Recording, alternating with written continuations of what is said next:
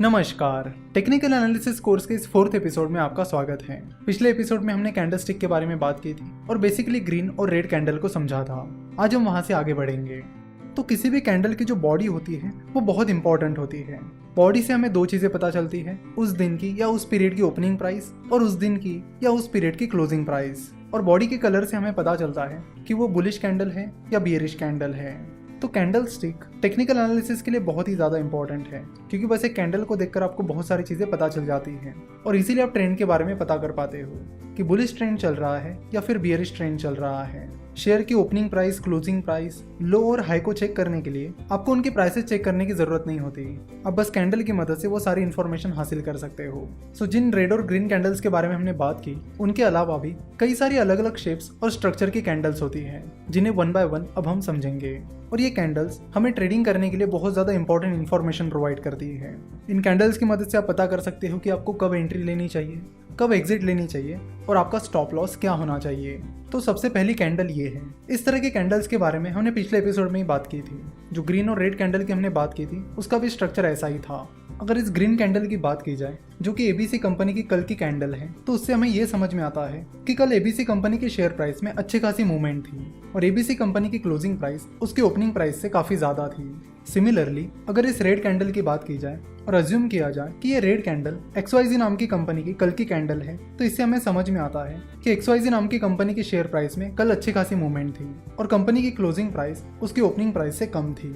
Now अब इन candles की बात करते हैं। तो अगर आप देखोगे तो इन कैंडल में और पिछली वाली कैंडल्स में डिफरेंस ये था कि पिछली वाली कैंडल्स की जो शैडोज थी वो काफी लंबी थी और इन कैंडल्स की जो शैडो है वो उतनी लंबी नहीं है। तो अगर किसी कैंडल की शैडो कम है तो उससे हमें क्या पता चलता है? तो उससे हमें पता चलता है कि अगर वो ग्रीन कैंडल है तो उसकी क्लोजिंग प्राइस उसके हाई प्राइस के काफी नजदीक थी और साथ ही उसकी ओपनिंग प्राइस उसके लो प्राइस से काफी नजदीक थी।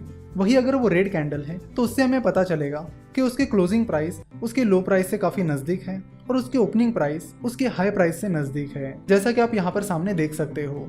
अगली जो कैंडल्स हैं वो कुछ इस तरह की हैं। तो आप देख सकते हो कि इन कैंडल्स को तो सिर्फ बॉडी है, उनकी शैडोज गायब है, यानी उन्हें शैडोज ही नहीं है। तो अगर किसी कैंडल को शैडोज ही नहीं है तो उसका क्या मतलब होता है? तो उसका मतलब होता है कि अगर वो ग्रीन कैंडल है तो उसकी क्लोजिंग प्राइस उसके हाई प्राइस के बराबर है, वही उसकी ओपनिंग प्राइस उसके लो प्राइस के बराबर है। वही अगर वो रेड कैंडल है यानी बियरिश कैंडल है तो उसकी क्लोजिंग प्राइस उसके लो प्राइस के बराबर है, वही उसकी ओपनिंग प्राइस उसके हाई प्राइस के बराबर है। अब अगले कैंडल्स के बारे में बात करते हैं। अगली कैंडल्स कुछ इस तरह दिख रही है, जिसमें उनकी बॉडी काफी छोटी है, वही उनके शैडोज काफी ज्यादा लंबी है।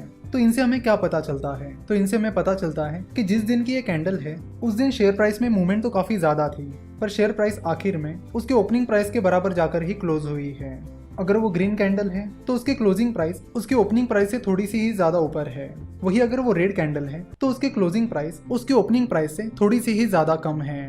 तो इन कैंडल से हमें पता चलता है कि उस दिन शेयर प्राइस में मूवमेंट बहुत ज्यादा हुई थी। जैसे कि आप देख सकते हो कि उसके लो प्राइस में और हाई प्राइस में काफी ज्यादा डिफरेंस था, पर वो शेयर प्राइस उसके हाई प्राइस पर या लो प्राइस पर मेंटेन नहीं रह पाई और आखिर में वो शेयर प्राइस उसके ओपनिंग प्राइस के पास जाकर ही क्लोज हुई।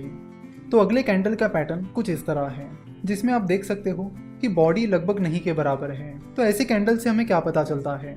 तो ऐसी कैंडल से हमें पता चलता है कि उस कैंडल की ओपनिंग प्राइस और क्लोजिंग प्राइस सेम ही है। अगर ओपनिंग प्राइस और क्लोजिंग प्राइस सेम है तो फिर वो कैंडल रेड है या ग्रीन है, इसका सवाल ही नहीं आता। तो ऐसे कैंडल से हमें ये समझ में आता है कि शेयर प्राइस में मूवमेंट तो अच्छी खासी थी, पर शेयर प्राइस जहां पर ओपन हुई वही जाकर क्लोज हो गई, वो अपने मोमेंटम को बनाए नहीं रख पाई। उसके बाद कुछ कैंडल इस तरह की होती है जिनमें लोअर शैडो ही नहीं होती। तो ऐसी कैंडल्स हमें बताती है कि अगर वो ग्रीन कैंडल है तो उसकी ओपन प्राइस और लो प्राइस सेम है, पर उसकी क्लोजिंग प्राइस और उसकी हाई प्राइस सेम नहीं है, उसकी क्लोजिंग प्राइस और हाई प्राइस डिफरेंट है। सिमिलरली अगर वो रेड कैंडल है तो उसका मतलब होगा कि उसकी क्लोजिंग प्राइस और लो प्राइस सेम है, वही उसकी ओपनिंग प्राइस और हाई प्राइस डिफरेंट है। देन अगला पैटर्न कुछ इस तरह दिखता है, जिसमें अपर शैडो ही नहीं होती। सो ऐसे कैंडल से हमें ये पता चलता है कि अगर वो ग्रीन कैंडल है तो उसकी क्लोजिंग प्राइस और हाई प्राइस सेम है, वही उसकी ओपनिंग प्राइस और लो प्राइस डिफरेंट है। वही अगर वो रेड कैंडल है तो उससे हमें पता चलेगा कि उसकी ओपनिंग प्राइस और हाई प्राइस सेम है, वही उसकी क्लोजिंग प्राइस और लो प्राइस डिफरेंट है। तो ये जो अलग अलग तरह की कैंडल्स होती है वो हमें अलग अलग इंडिकेशंस देती है। इन सब कैंडल्स का नाम भी अलग अलग होता है और उनके मीनिंग भी अलग अलग होते हैं। तो आज के इस एपिसोड में हमने लगभग उन सारी अलग अलग कैंडल्स के बारे में जान लिया है। अगले लेक्चर में हम कुछ और कैंडल्स के बारे में बात करेंगे। साथ ही हम कैंडल स्टिक के जो अलग अलग पैटर्न्स हैं उनके बारे में बात करेंगे, उनसे हमें क्या इंडिकेशन मिलते हैं उनके बारे में बात करेंगे, और ट्रेडिंग में उनका कैसे इस्तेमाल किया जाता है इसके बारे में भी बात करेंगे। तो अगर आपके यहाँ तक के सारे बेसिक्स क्लियर हो गए हैं तो यहाँ से आगे आपको पैटर्न्स और इंडिकेटर समझने में बड़ी आसानी होगी। साथ ही उन पैटर्न्स और इंडिकेटर्स को यूज करने में भी काफी ज्यादा आसानी होगी। आशा करता हूँ कि आपको आज के इस वीडियो में जो भी बताया गया वो समझ में आया होगा। अब यहाँ से आगे के लेक्चर्स धीरे धीरे और भी इंटरेस्टिंग होते चले जाएंगे। आशा करता हूँ कि आपको वीडियो पसंद आई होगी। हमसे जुड़े रहने के लिए आप हमें फेसबुक, ट्विटर और इंस्टाग्राम पर फॉलो कर सकते हो। साथ ही फाइनेंस और इन्वेस्टमेंट के बारे में और जानकारी के लिए आप हमारी वेबसाइट www.finnovations.com विजिट कर सकते हो। हमसे जुड़े रहने के लिए आपका बहुत बहुत धन्यवाद।